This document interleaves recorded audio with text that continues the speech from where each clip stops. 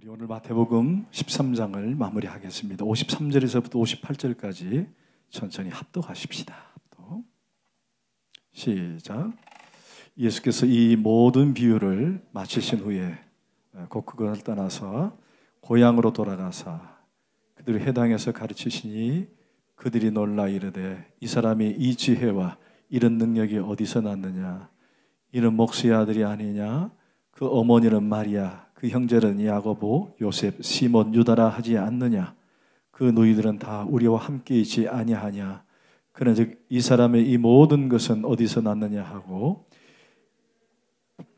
예수께서 그들에게 말씀하시되 선지자가 자기 고향과 자기 집 외에는 존경받지 못함이 없느니라 하시고 그들이 믿지 아니함으로 말미암아 거기서 많은 능력을 행하지 아니하시더라. 아멘. 자리에 앉겠습니다.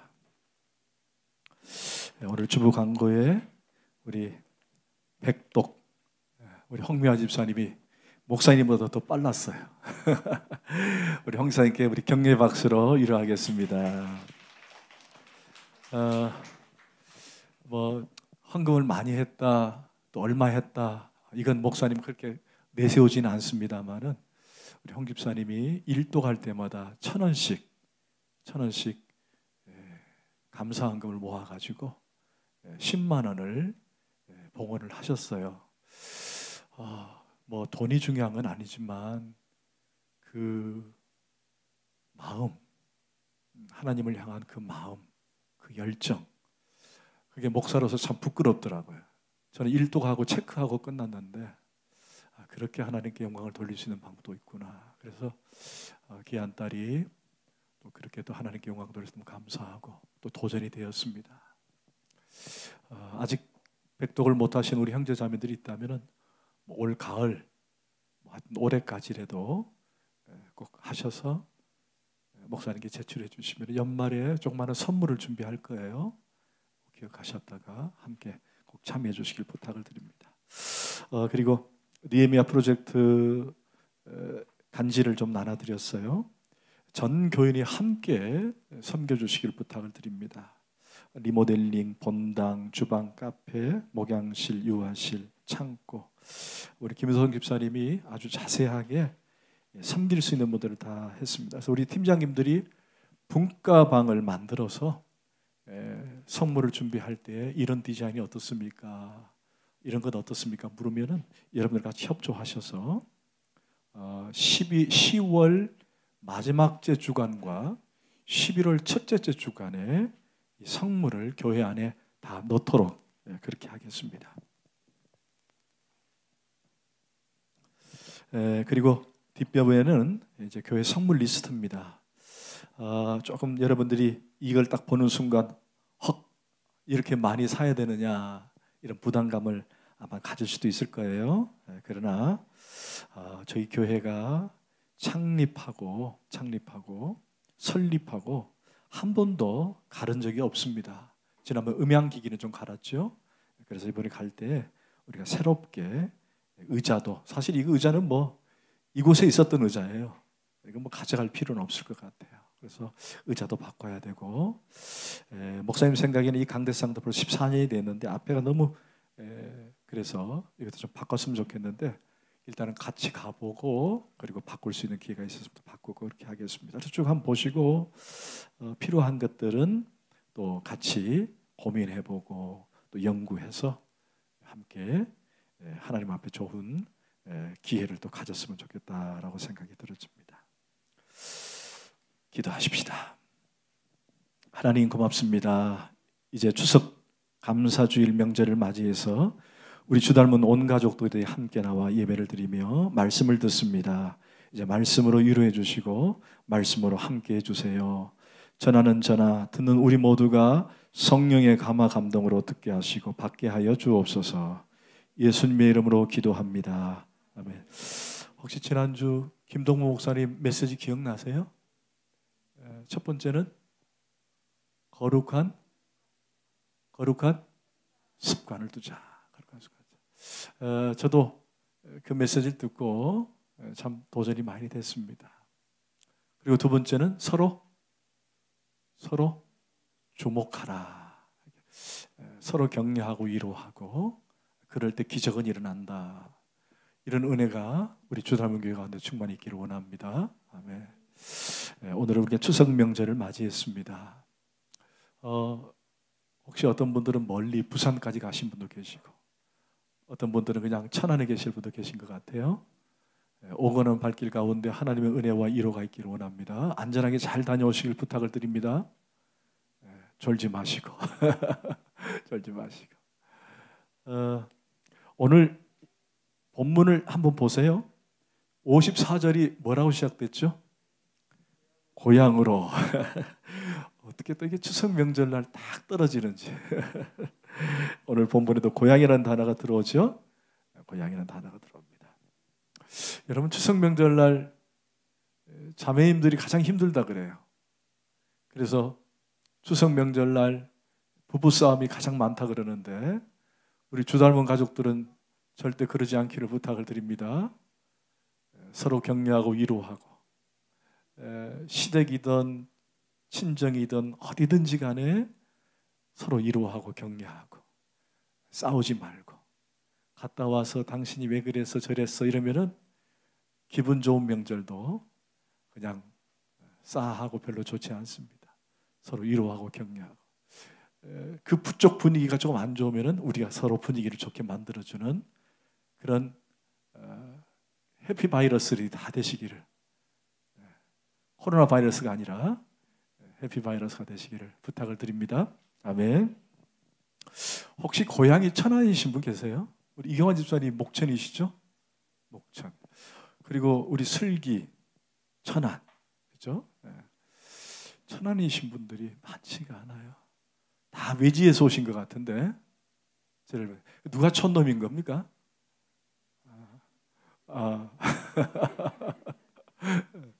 그러고 보니까 외지에서 들어오신 분들이 다 촌놈이에요.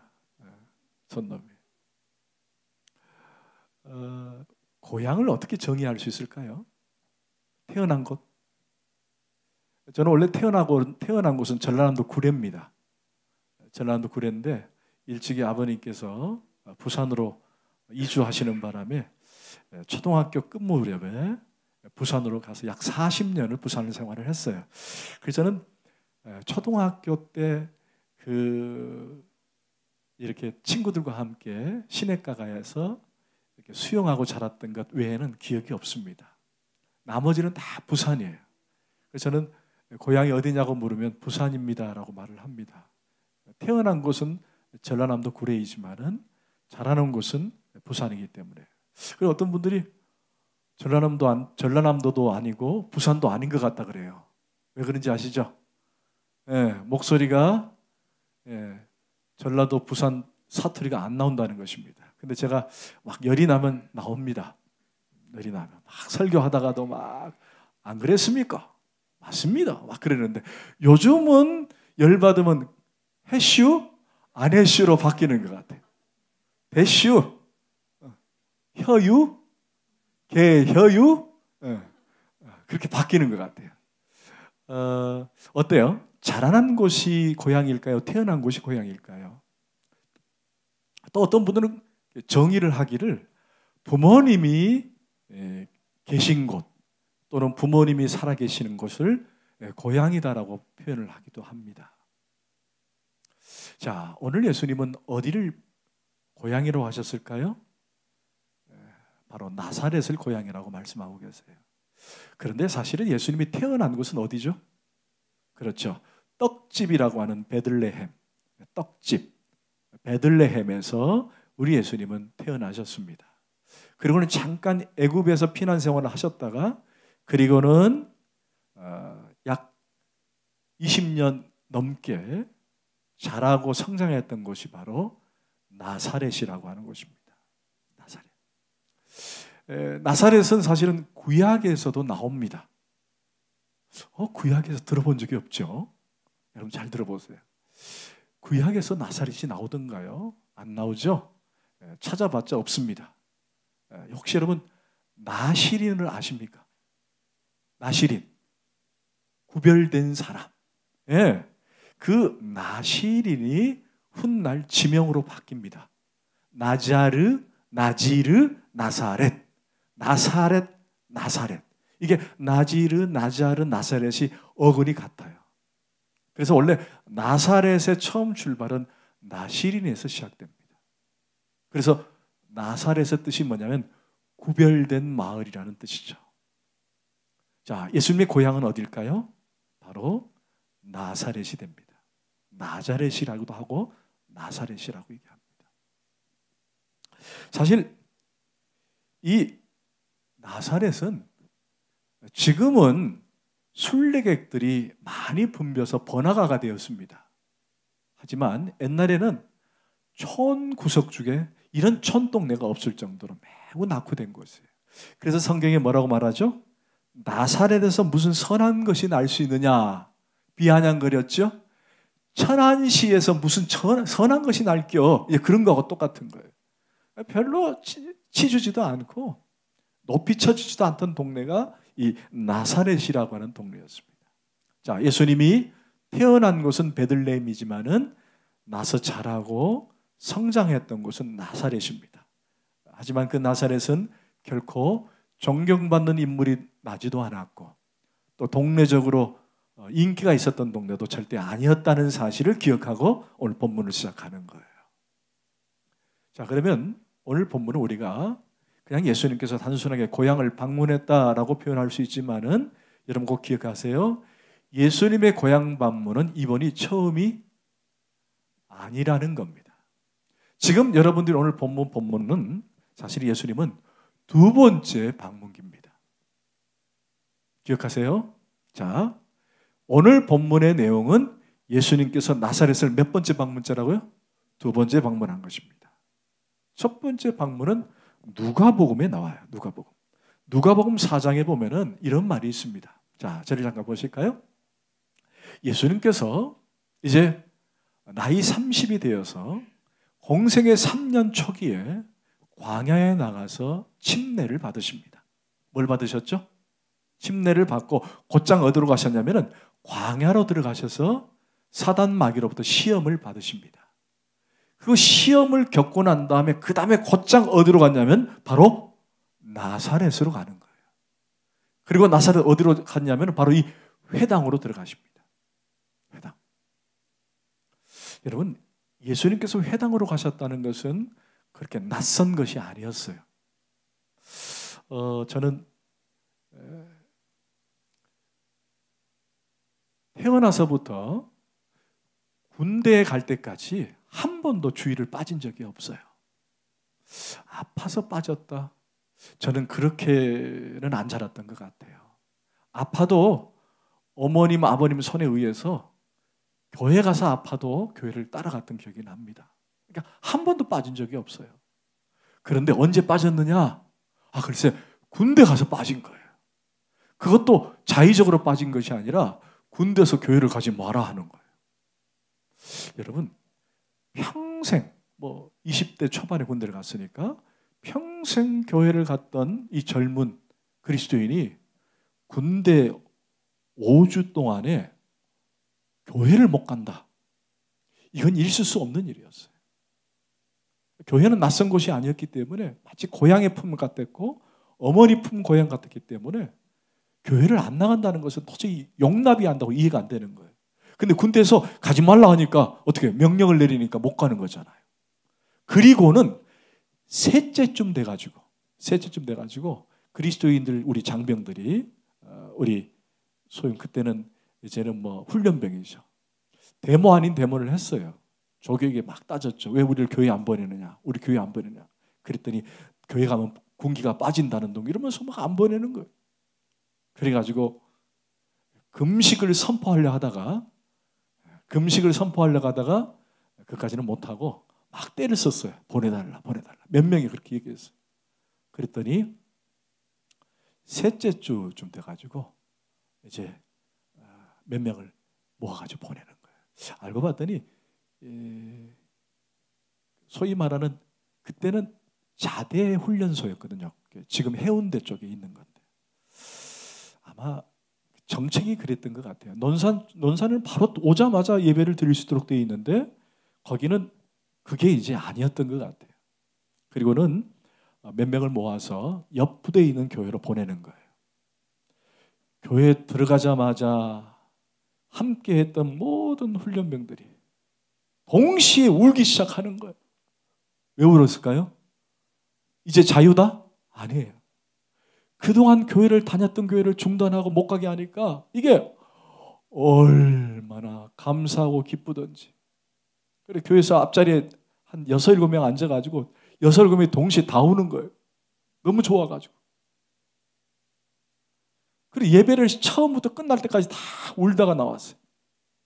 무슨 설교를 했는지 그때 무슨 시간인지 하나도 기억이 안 나요.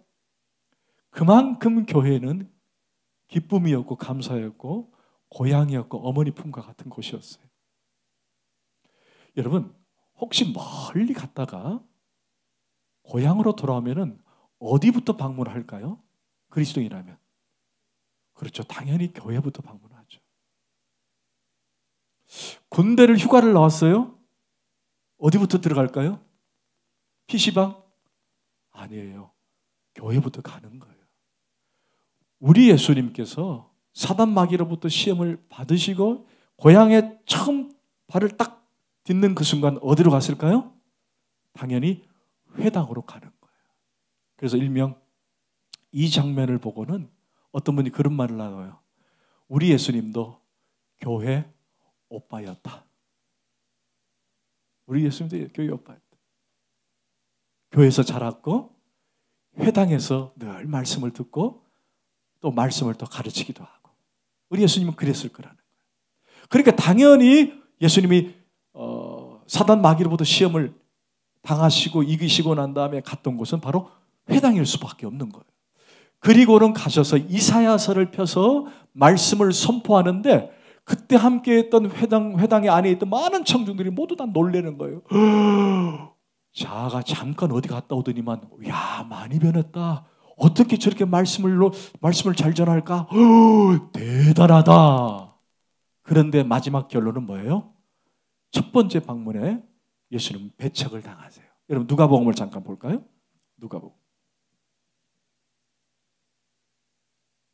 누가복음 4장을 잠깐 봅시다.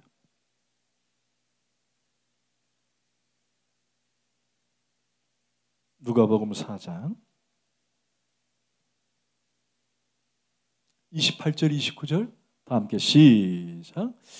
회당에 있는 자들이 이것을 듣고 다 크게 화가 나서 일어나 동네 밖으로 쫓아내어 그 동네가 건설된 산 낭떠러지까지 끌고 가서 밀쳐 떨어뜨리고자 하되. 자, 예수님의 첫 번째 나사렛 방문 회당기는 성공이었을까요? 실패였을까요? 실패입니다. 자, 그래도 여기 특징이 하나 있어요. 여러분 기억하세요? 첫 번째 방문은 혼자 가셨어요. 누가 갔다고요? 혼자. 제자들은 아직 모으지는 않은 시기예요. 예수님께서 광야에서 시험을 이기시고는 혼자 그곳에 가신 거예요. 그리고는 말씀을 전하다가 회중들로부터 배척을 당합니다. 근데 단순하게 배척을 당한 것이 아니라 그 동네에 낭떠러지기까지 데리고 가서 넘어뜨리려고 하는 위기까지 오다가 예수님이 몸을 빼시고 피하셨어요. 이게 바로 첫 번째 나사렛 방문기입니다. 그리고 오늘 본문은 두 번째 고향 방문을 하십니다. 자, 그렇다고 예수님께서 저 멀리서 사역을 하시다가 그냥 멀리 있는 나사렛으로 가신 것은 아닙니다. 여러분 기억하세요? 예수님께서 갈릴리를 중심으로 해서 사역을 하실 때 초기 전반에 가장 많이 사역하셨던 장소가 따라합시다. 가버나움이라는 지역에서 예수님이 사역을 하세요. 그리고는 잠깐 비유의 말씀을 전하시다가 그 말씀을 중단하시고 가신 곳이 나사렛이라는 곳인데 가버나움에서 나사렛까지는 장정이 걷기를 30분이면 되는 아주 가까운 곳이었어요. 먼 곳은 아니죠. 그리고는 두 번째 방문을 하는 거예요. 자, 오늘 본문 우리 54절을 읽겠습니다. 시작. 고향으로 돌아가서 그들의 회당에서 가르치시니 그들이 놀라 이르되 이 사람이 이 지혜와 이런 능력이 어디서 났느냐. 자, 첫 번째도 놀랬지만은 두 번째도 놀랬습니다. 근데 두 번째는 놀란 이유는 바로 거기 나오죠. 지혜와 능력 때문이었다. 자, 지혜는 어느 정도 이해가 돼요. 말씀을 강론해 주시고 말씀을 풀어서 설명한 것은 이해가 됩니다. 그런데 능력이라는 단어가 나왔는데 오늘 본문에 어떤 기적을 행했다라고 하는 그 능력은 생략이 되어 있어요. 그죠? 이것은 무슨 말이냐면은 이 마태 기자가 예수 그리스도께서 어떤 능력을 베푸셨는데 이 능력의 기사는 생략을 한 것이다라고 이해하시면 됩니다. 다만 그 지혜에 대해서는 말씀을 하고 있는 거예요. 말씀하고. 자, 그러면 그들이 왜 놀랬냐라는 것입니다. 왜 놀랬을까요? 자, 55절을 잠깐 봅시다. 놀란 이유가 여기 나와요. 여러분 잘 보세요. 시작. 이는 그 목수의 거기 이유가 있는 거예요. 자, 예수님께서 그곳에서 능력과 지혜로 강론하시고 기적을 베푸셨는데 이 사람들이 놀라는 거예요. 놀라는 거예요. 왜 놀랐느냐? 그 이유는 뭐냐? 바로 이 자가 누구의 아들이다? 목수의 아들이다. 자, 예수님의 아버지 이름이 누구죠? 요셉입니다. 요셉의 직업이 뭡니까? 목수입니다. 예, 공방하는 것, 이렇게 나무를 짜서 만드는 것. 그러니까 아버지가 목수였고 아버지를 도와서 아들 예수도 목수 직업을 갖고 있었어요. 자, 왜 놀랬을까요? 왜 놀랬을까요? 놀란 이유는 딱 한 가지예요. 그 이유는 이미 예수에 대해서 너무나도 잘 알고 있었다는 거예요. 어떻게 제가 저렇게 말씀을 잘 전하지? 어떻게 저렇게 능력을 펴지? 제가 보니까 요셉의 아들인데, 목수의 아들인데 어떻게 저럴 수 있지? 누구누구의 아들이고 누구누구의 아들이기 때문에 성장 배경도 알고 저에 대해서 너무 잘 알기 때문에 놀란 거예요. 여러분 생각해 보세요. 만약에 우리 준영이가 없습니다만 우리 준영이가 잠깐 저기 어디 갔다가 왔어요. 왔는데 막 달변을 하면서 막 하는 거예요. 그리고 막 이상한 막 이적을 행하는 거예요. 그럼 여러분 뭐라고 할게요? 오, 그리스도요. 이럴 것 같아요? 놀래긴 놀래죠. 왜 놀랄까요? 목사님 아들인데? 제가 왜 저러지? 어떻게 저럴 수 있지? 놀라는 거예요. 여러분 너무 이 예수에 대해서 너무 잘 안 거예요. 이걸 다른 말로 따라합시다. 익숙함. 예, 이게 오늘 이들의 걸림돌이 돼요. 너무 잘 알아요. 너무 놀랍니다. 야, 예수가 저럴 수 있느냐? 저게 누구야? 예수 아니야? 에이, 그런데 너무 익숙해. 그 익숙함 때문에 예수를 그리스도로 받아들일 수 있을까 없을까요? 없게 되는 거예요. 무엇 때문에? 익숙함 때문에. 에이, 제가 말씀도 잘하고 능력도 잘 베풀었지만 내가 아는 예수는, 내가 아는 요셉의 아들은 저게 아닌데. 아니야. 그래서 예수를 메시아로 받아들일 수가 없던 거예요. 예수를 그리스도로 받아들일 수 없었던 거예요. 예수를 구원자로 받아들일 수 없게 되는 거예요.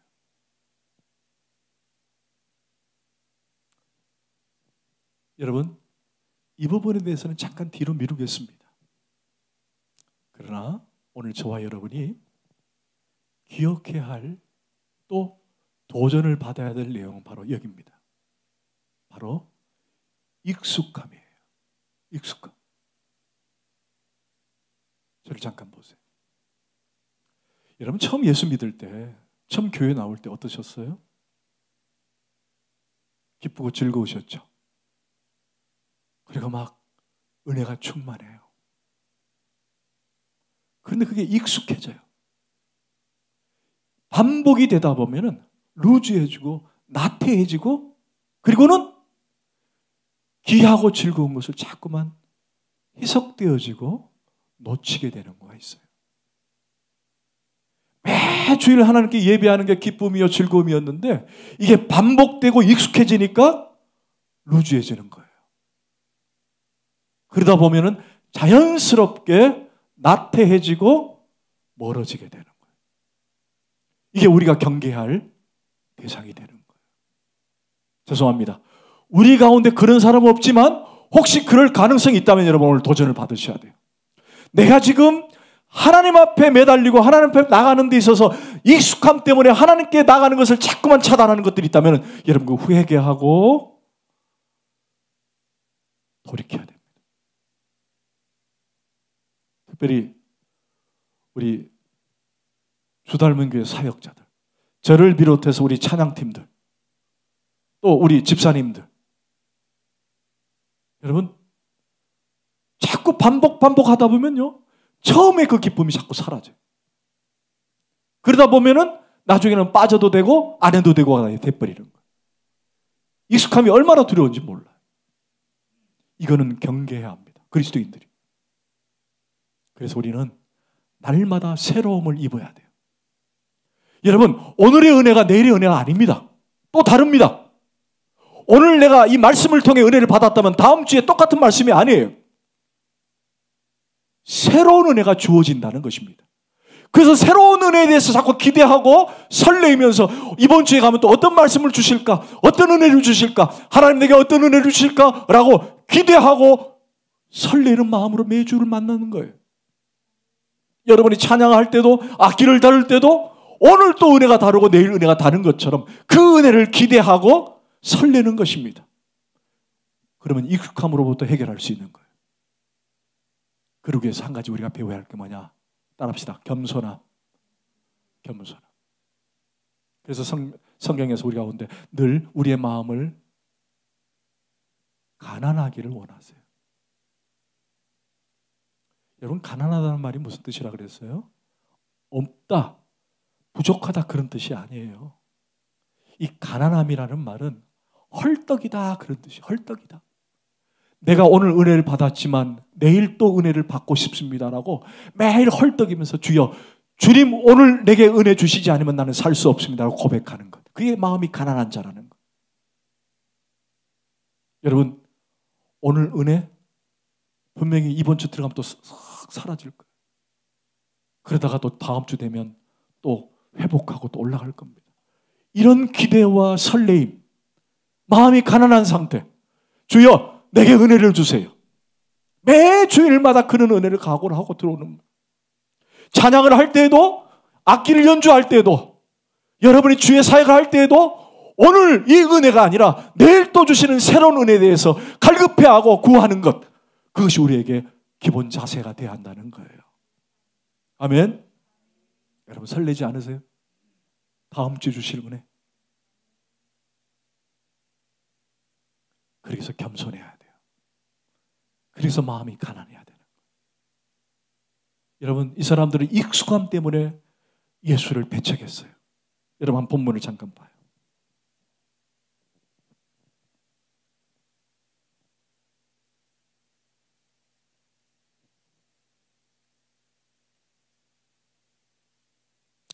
(57절) 한번 읽읍시다. 시작.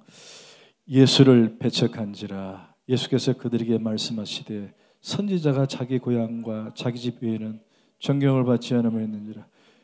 여러분 혹시 거기 풋노트가 있나요? 각주가 있나요? 여러분 성경에 있나요? 뭐라고 되어 있죠? 배척이라는 단어가 예수로 말미암아 넘어졌다는 거예요. 왜 그랬을까요? 다른 거 없어요. 익숙함 때문에. 너무 잘 알기 때문에. 우리 청년들 또는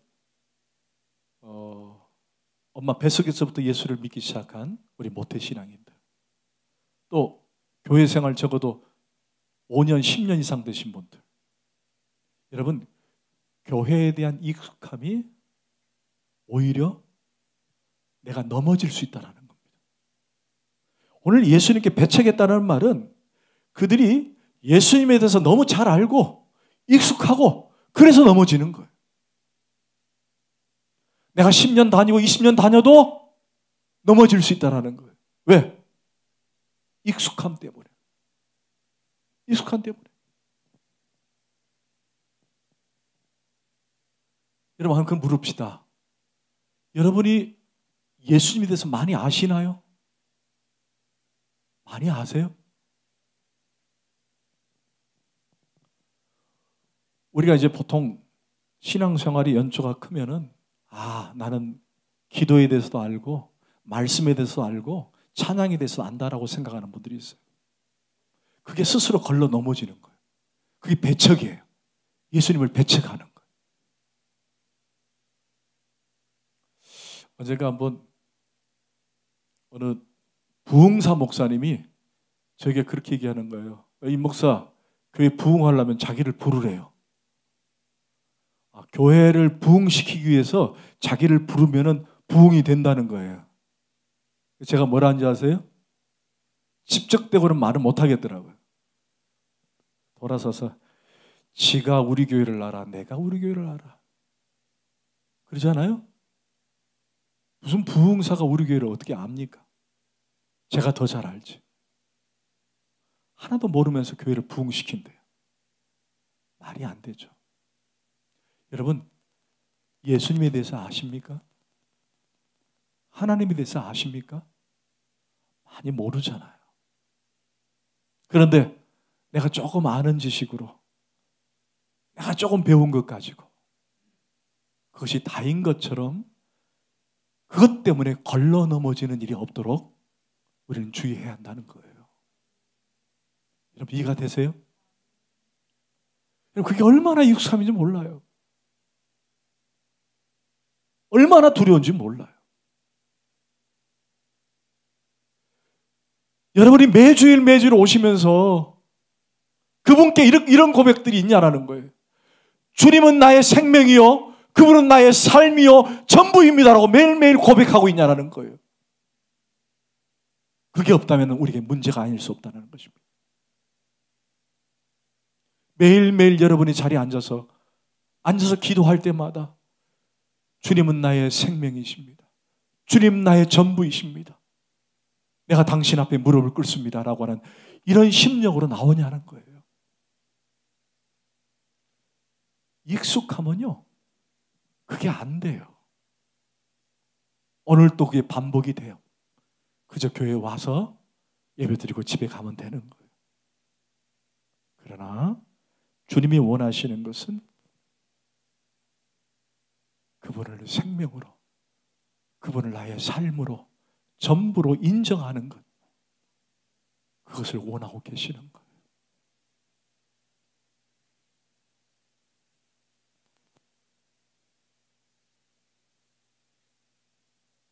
여러분 그렇다면 고향 사람들이 익숙함 때문에 배척을 하는데 놀라운 것은 오늘 본문에 여러분 잠깐 볼까요?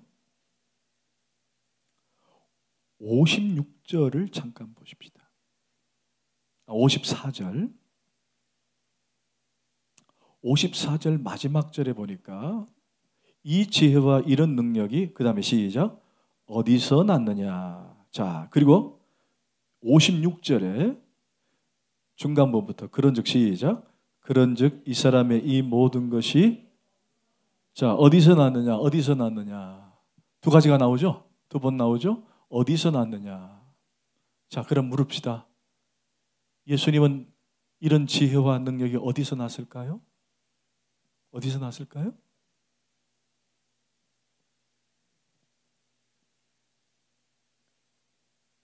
여러분 성경 12장 50절을 보십시다. 이들이 어디서 났느냐 출처를 물으세요.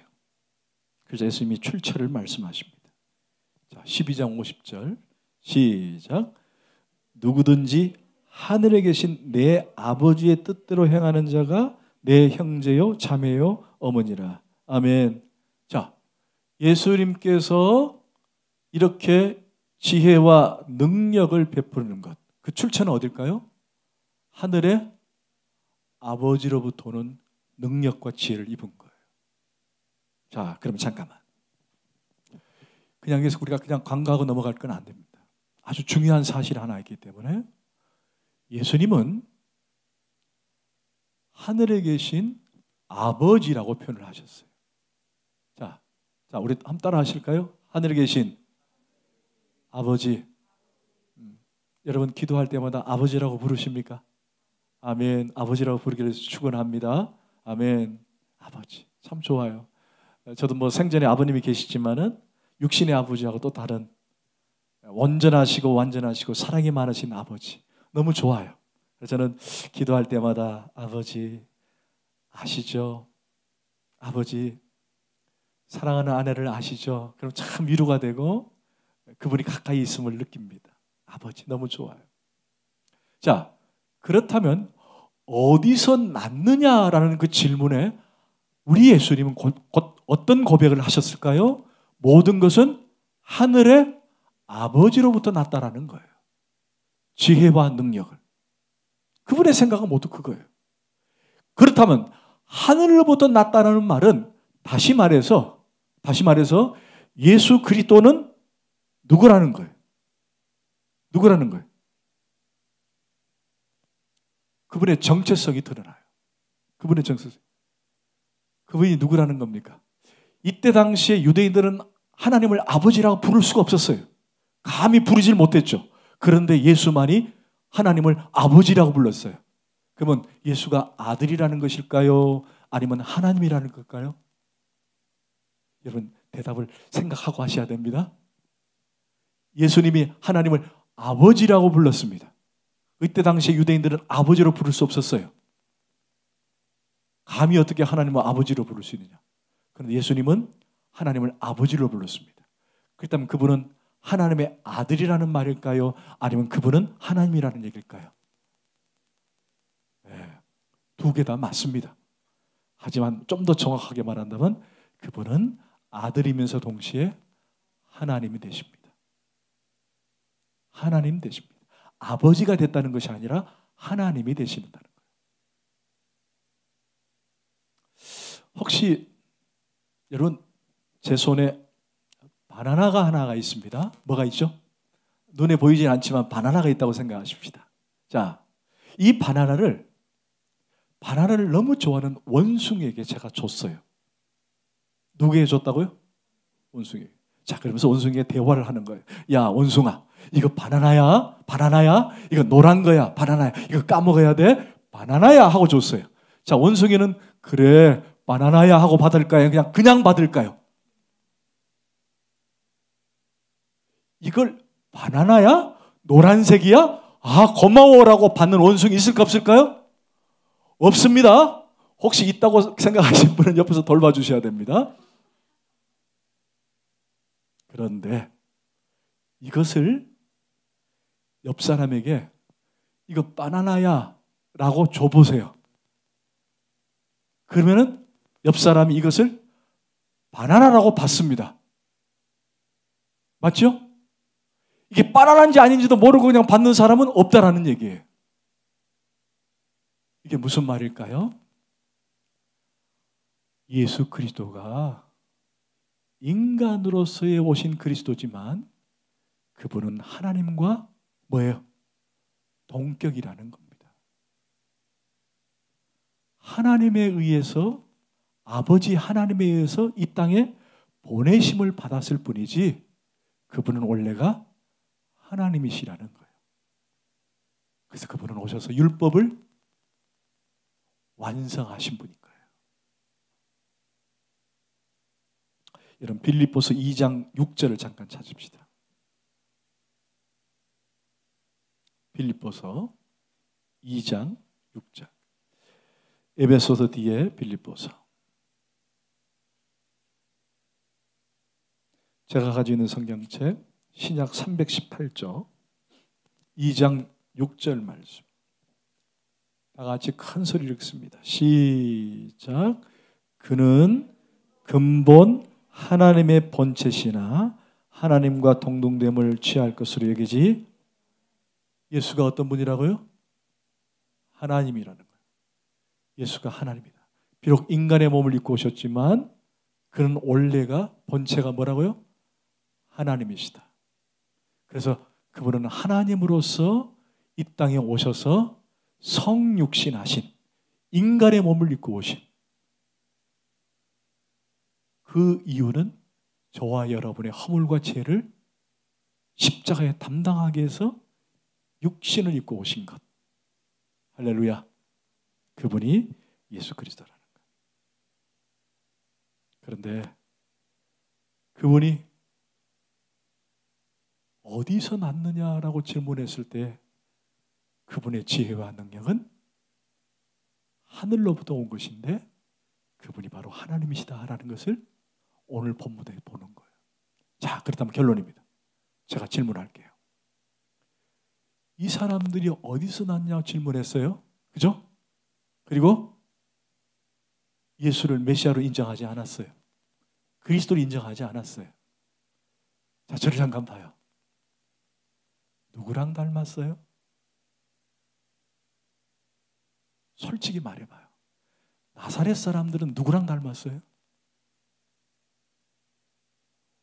우리랑 닮지 않았어요. 옛날에 우리 아니에요? 지금은 여러분들이 예수를 다 믿고 그분을 인정하고 하나님을 인정하지만 원래 여러분들이 그런 사람들 아닙니까? 예수? 아이고 무슨 그 사람이 그리스도야. 무슨 그 사람을 믿을 필요 없어. 돈을 믿지 내 주먹을 믿지 그랬던 사람들은 아니었어요? 오히려 그분의 말에 배척을 당하고 그분의 말 때문에 내가 걸림돌이 되지 않았습니까? 나사렛 사람들이 여러분들이 아니었어요? 아니었던가요? 어느 순간 여러분들이 예수를 믿고 내가 예수를 믿기로 작정했다. 그랬던가요? 우리의 모습이 그대로 이 안에 있잖아요. 예수를 배척하고 무슨 예수를 믿어 무슨 교회를 다녀 라고 했던 사람들이었다는 거예요. 그렇다면 한 가지 질문합시다. 여러분이 지금 예수를 믿는 것 그전에는 나사렛 사람들은 예수를 배척했던 우리가 이제는 예수를 믿는 사람이 되었어요. 그게 어떻게 가능했냐라는 거예요. 여러분 어떻게 가능했을까요? 여러분의 능력? 여러분의 힘? 여러분의 지식? 여러분 성경 하나 찾겠습니다. 마태복음 16장 17절을 먼저 찾읍시다. 언더라인 치셔도 좋아요. 마태복음 16장 17절 말씀. 자, 우리 큰 소리로 우리 자매님들이 한번 읽어볼까요? 자매님들이 16장 17절 시작.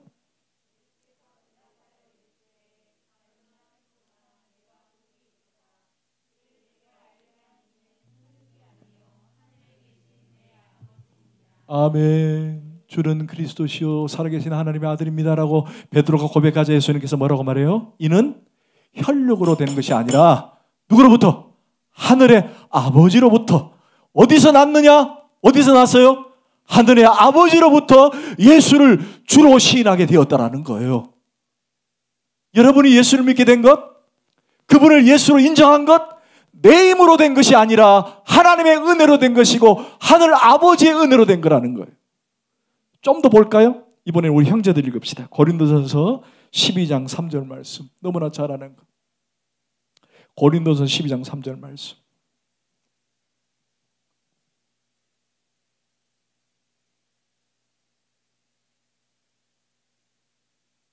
우리 형제들이 큰 소리로 시작. 그러므로 내가 너희에게 알리노니 하나님의 영으로 말하는 자는 누구든지 예수를 저주할 자라 하지 아니하고 또 아니하고는 누구든지 예수를 뭘로 하지 않고는. 자, 저를 잠깐 봅시다. 여러분들이 주여 주여 주여 라고 말하고 고백한 것은 누구로부터 가능했다고요? 성령으로 하지 않고는 안 된다. 여러분이 예수를 믿고 그분을 주인으로 섬기고 그분은 나의 삶의 전부로 보고 그분께 나와 예배하고 경배할 수 있는 것들은 물론 내가 거기에 인정하고 아멘 하겠습니다라고 여러분의 자의적 동의가 있었지만은 그 이전에 여러분의 마음을 주장하고 이끌었던 분은 누구라고요? 성령입니다. 그러니까 저를 잠깐 봐요. 결국 여러분의 구원, 여러분의 은혜, 여러분의 준 모든 믿음은 한 분 하나님만 하신 것이 아니라 세 분의 합동 작품이라는 거예요. 첫 번째, 아버지 하나님. 두 번째, 성령 하나님. 두 번째, 예수 그리스도. 할렐루야. 그렇게 여러분은 하나님이 사랑하고 계시는 거예요. 내가 예수 믿게 되는 것, 왜 내게 성령 주셔서 예수를 믿게 하는지 난 알 수 없습니다. 그러나 내가 예수 믿고 구원받고 그분께 주인으로 고백할 수 있었던 것은 내 힘으로 된 것이 아니라 세 분의 작품이었다는 거예요. 아버지, 예수님, 성령님. 할렐루야. 아멘. 이걸 깨닫는 오늘 저와 여러분 되기를 소원합니다. 할렐루야. 근데 여기서 말씀을 마치려니까 앞에 제가 던져놓은 게 하나 있어서 그걸 끝맺고 마쳐야 될 것 같아요. 자, 퀴즈 문제. 오늘 예수님의 고향 방문은 몇 번째죠? 두 번째. 첫 번째는 누구랑 갔죠? 그렇죠. 혼자 갔어요. 자, 그런데 이 두 번째 방문은 비유를 말씀하시고 누구랑 갔냐면 제자들과 함께 가요. 자, 여러분들이 만약에 고향 방문을 했다가 따기를 한 대 맞았어요. 뭘 맞았다고요? 따기를 한 대 맞았어요. 따기를 한 대 맞고 난 다음에 혼자 따기 한 대 맞았어요. 그리고는 나왔어요. 그리고는 제자들을 불러 모았어요. 그리고는 또 이번에 또 그걸 또 가요. 첫 번째 가서 따기에 맞았으면 두 번째 가서도 따기에 맞을 확률이 있습니다. 근데 첫 번째는 혼자 가셨는데 두 번째는 제자들과 함께 가요. 여러분, 예수님은 따기 맞을 것을 알고 가셨을까요? 모르고 가셨을까요? 알고 가신 거예요. 그런데 왜 혼자 가시지 제자들을 우르르 데리고 가셔서 따기 맞을 걸 알면서도 왜 데리고 가셨을까? 그 이유가 뭘까요? 여러분 같으면은 어때요? 제자들을 잠깐 동네 어귀에 세워놓고 내 혼자 가서 회당에서 하다가 따기 한 대 맞으면은 맞고 난 다음에 집에 와가지고 제자들에게 아무 일 없었던 것처럼 태어난 척 할 수 있잖아요. 근데 제자들을 데리고 갔다는 얘기예요. 왜 그랬을까요? 누가복음에 보면은 예수님께서 4장에 이 사건을 겪고 난 다음에 5장에 가서 제자들을 둘둘 짝지어서 전도를 보냅니다. 첫 번째 가가지고 따기를 맞고 오셔서 두 번째도 제자들을 데리고 가셔서 따기를 맞습니다. 배척을 당한 거죠. 여기서 제자들에게 뭘 이야기하고 싶었을까요? 미리 맞을 걸 알고도 예수님은 제자들과 같이 가신 거예요. 왜 그랬을까요? 그리고는 제자들에게 전도를 보냅니다. 좋은 시청각 교육이 된 거예요. 뭐에 대해서? 전도에 대해서. 야, 제자들아, 너희들 전도하면 전도 당하는 사람이 막 기뻐하고 나도 예수 믿을게, 나도 같이 가고 싶어, 이럴 거다? 아니다라는 거예요. 전도하면은 오히려 배척하고 나를 두르게 펼 때도 있고 나를 업신여길 때도 있고 나를 무시할 때도 있다. 좋은 시청각 교육을 시키시는 거예요. 여러분, 전도 잘 됩니까? 전도했더니 오케이 하고 따라옵니까? 손가락질하고 니나 믿어 거부하고 합니다. 그럼에도 불구하고 예수님은 시청각 교육을 통해서 그래도 전도하라는 거예요. 아무리 얻어 터지고 아무리 나를 업신여기고 배척을 하더라도 전도하라는 거예요. 아멘. 아멘. 전도는 그런 거라는 거예요. 전도는. 여러분, 우리 교회가 이제 성전 이전을 할 거 아닙니까? 그죠? 오늘 리스트를 막 봤어요. 그래, 이것이 중요한 것이 아니라 영혼이 중요하다는 걸 기억하셔야 돼요. 그것의 성물 리스트를 막 채울 것이 중요한 것이 아니라 뭐가 중요해요? 영혼을 채우는 게 중요하다는 거예요. 할렐루야. 오늘 그걸 기억하고 오늘 이 본문을 통해서 내가 예수 믿게 된 것 하나님의 은혜다. 그리고 내가 전도에 더 힘써야 되겠다. 그래서 우리가 새성전을 인전할 때에는 우리 교회가 넉넉하게 성도로 가득한 그런 주 닮은 교회가 돼서 부흥하는 교회 되기를 축원합니다. 기도하십시다.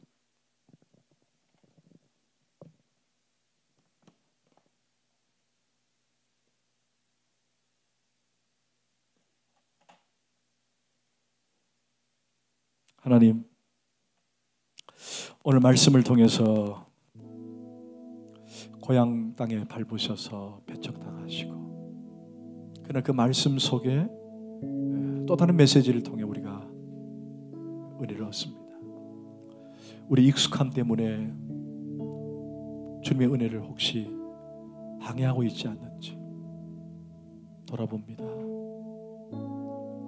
하나님의 은혜가 아니면 내가 설 수 없음을 고백합니다. 주여, 날마다 새롭게 내게 허락하신 그 은혜를 사모하는 자들이 되게 하여 주옵소서. 한 영혼이라도 주님께 드리는 전도자가 되게 하시고 쉽지 않은 전도지만 그거 놓지 않고 전도에 힘쓰게 하여 주옵소서. 성전 이전을 통해 성물을 하나하나 넣는 것이 중요한 것이 아니라 영혼을 넣는 저희들 되게 하여 주옵소서.